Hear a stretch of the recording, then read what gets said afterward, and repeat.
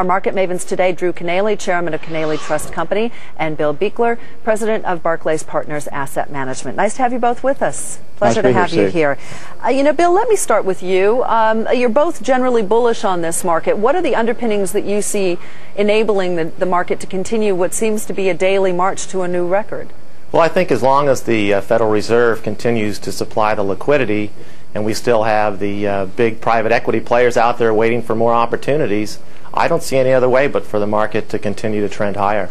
Bill, Drew, do you agree?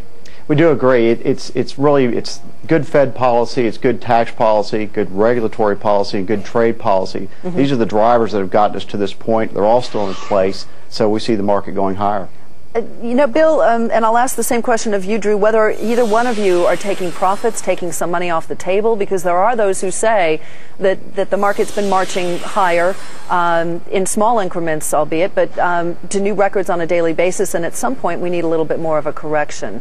Bill, you first. Well, I think when we do have the correction, it's going to be sharper and more difficult than we're used to dealing with, but I think now's the time, really, to change and focus on some of these natural resource stocks, and in particular to look overseas. I think the best opportunities are overseas, and you're seeing the big private equity moves go to overseas with the Canadian stock today, and last week the British and Dutch stocks. So I think you want to look overseas as the real opportunities here. Okay, Drew, what about you? Well, a balanced investor, hopefully they've been a little overweighted in stocks the past few years, and it's probably time for them to start thinking about getting back to their midpoint where they started all this.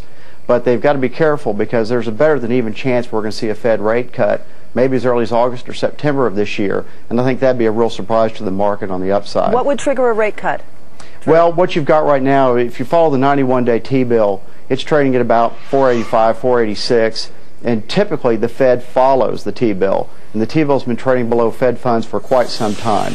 And probably the drivers behind the Fed's thinking at this point will be if housing continues to be soft and if maybe more unemployment numbers come in less favorably in retail, they're going to want to respond, and the T-bill's pointing the direction. Bill, as I understand it, you expect the Fed to hold pat. I do. I think that the Federal Reserve will err on the side of growth, but I think their idea going through this whole year basically is let the market do the work, and there'll be times where people are looking for a rate cut, and then there'll be times for a rate hike. But in the end, I think they're going to go through the entire year doing nothing and staying status quo. And if they do that, I mean, does the Fed matter at all to the markets at this point, Drew?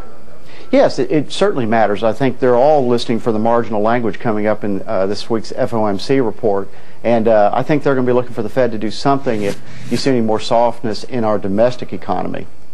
Gentlemen, thank you. Pleasure to have you here, Drew and Bill. Thank you. We'll talk to you soon.